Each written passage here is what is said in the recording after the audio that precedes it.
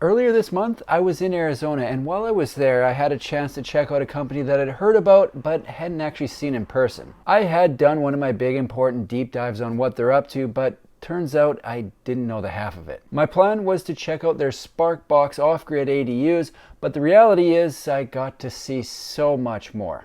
So much. So this is Idon McKinley. It's made from 64 containers. The boxes that you've seen, like the Oscar, is rusted, or we call it patinaed, right? So the boxes are made from core 10 steel. So these 4 units right here go onto this core.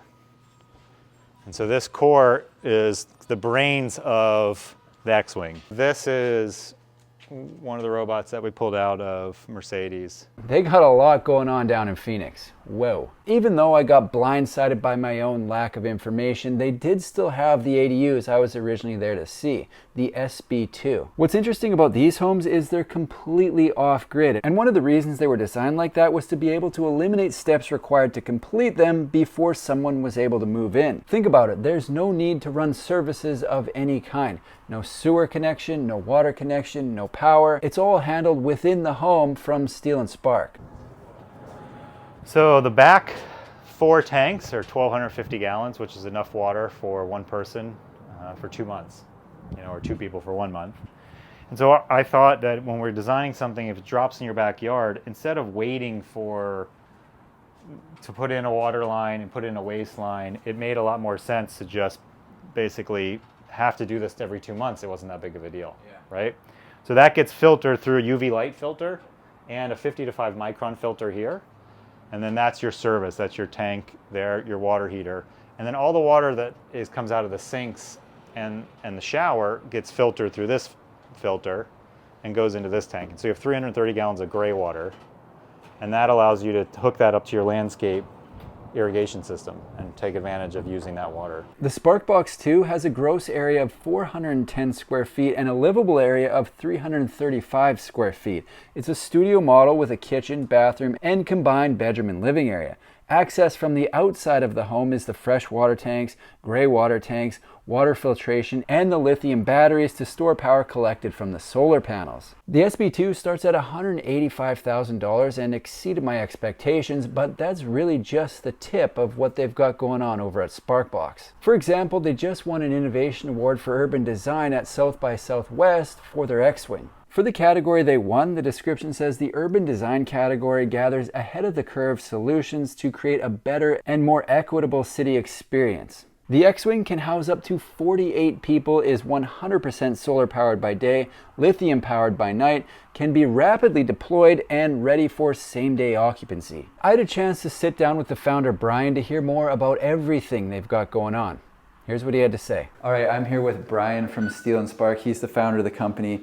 You've got some very interesting stuff going on here in downtown Phoenix. We're currently sitting in a building that you put up in 2017, which looks amazing. Tell us what you're up to here at Steel+Spark. Yeah, so after going through a lot of the challenges through COVID and the shortage of manpower here in Phoenix, it just got to the point where we were looking for a better solution for housing. Okay. And thought that we could do it better than we were doing it at the time. Because a lot of what we were doing is ground up. Not prefab, everything built on site. Yeah.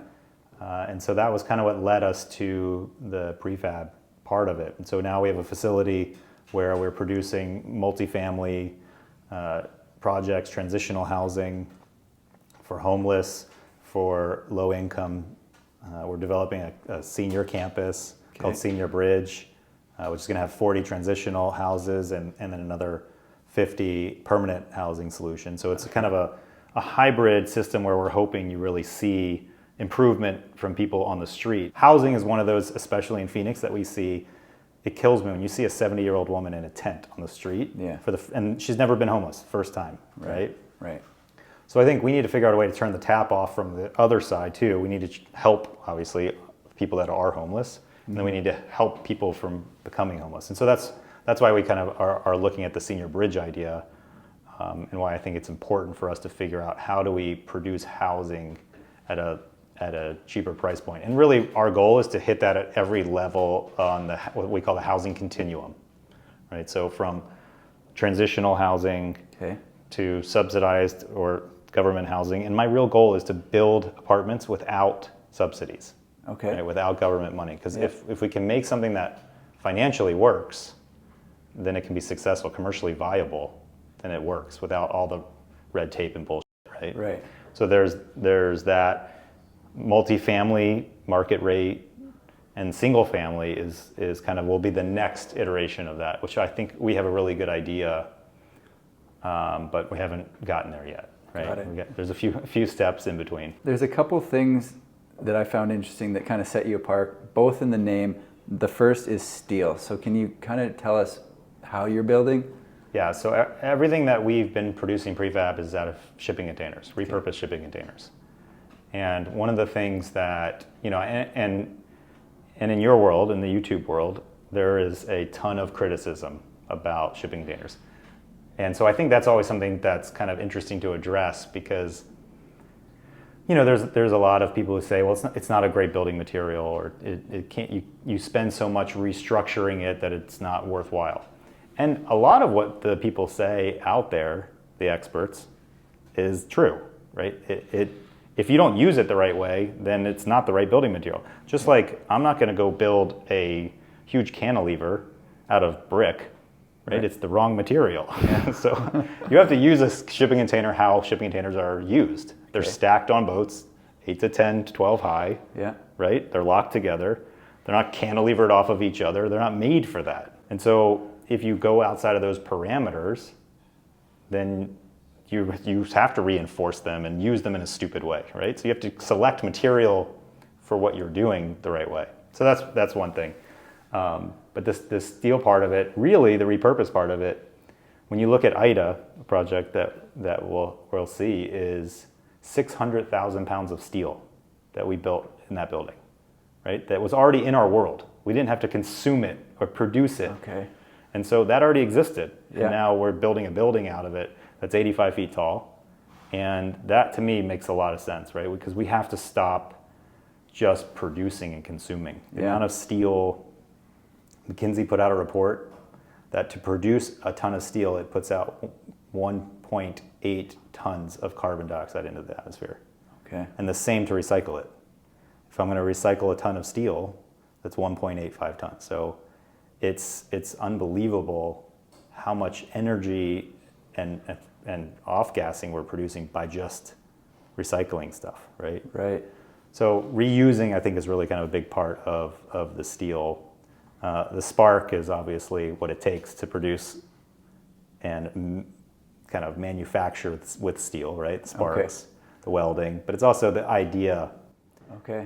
And then the electricity that we're taking from the sun, because everything we do is off-grid. A lot of people think that you can run, I've seen a Ford commercial. I can run my whole house on a Ford Lightning, right? Or a Tesla Powerwall. Look, everything's on. But really, those are just very temporary solutions, right? A house can't run on a Powerwall indefinitely. No. And your Ford Lightning cannot run your house for longer than a power outage that's going to last you 2 hours, right? Right. And so there's a lot of misconception. And then solar in general is kind of the off-grid component of solar is totally separate. It's totally different market, different people install it. The equipment is totally different. And so it took us a long time to really, we have found some really great people who are living off-grid, right? And amazing, like their main protein is rabbits, right? They're truly homesteading, living off the grid. Okay. But how do you take that technology and really make it a commercially viable product? And so that's really what we've done, right? To get through the building code, to produce something that works. And so now the products that we're producing during the day, they're run off of the solar panels. If you're using more energy than you're taking in, then obviously there's the lithium batteries that are typically charged by noon. So you have, and depending on your usage, and we've kind of figured out what the amount of lithium you need to support it. And so all night long, you'll be running on the lithium batteries. So who's the client of Steel+Spark? Yeah, so we're still figuring that out. Okay. The client part. I mean, we are in a few different markets, and like I said, we're trying to affect housing along the continuum. So not just kind of high-end ADU backyard, which I think there is a place to help the market, because Yeah. the more density, more inventory we have on the market, prices come down. And that's kind of where we started. We're doing, so that's we call that the Spark box, Okay. right? So that's with bathroom or without. You can do the office in the backyard. And that is completely off-grid. No sewer, no water connection, and no power connection. And I can show you how that all works. Perfect. Yeah, that'd be great. And then the office obviously is just without a bathroom. Then you have the X-wing, which is actually right here behind us. And this is a transitional housing or workforce housing product where it sets up in one day, and it's 20 to 32 people, so 20 to 32 beds. So where we're doing that, and that's been, the client for that has been municipalities, right? City of Phoenix, Yeah. looking at how do we deal with people on the street and provide dignified housing. Nice. Next step of that is kind of like an X-wing, as we call the Sparkbox Trans Am, which is the similar concept but with bathrooms. And then there's the multifamily, 3-story, similar to this but smaller apartments. And the idea there is that that's off-grid also. Okay, cool. So as far as I know, it'll be one of the first fully multifamily projects in the country that's completely no electrical load. Wow, that's Yeah. awesome. Okay, so let's go check some of this stuff out. Absolutely. Steel+Spark is attempting to affect housing along the entire continuum with a very cool line of dwellings built from shipping containers. They have a lot of exciting builds going on right now, so I will definitely be following along with what they're up to and posting updates right here on my YouTube channel. That's all I've got for today. Subscribe if you feel like it. Thanks for watching.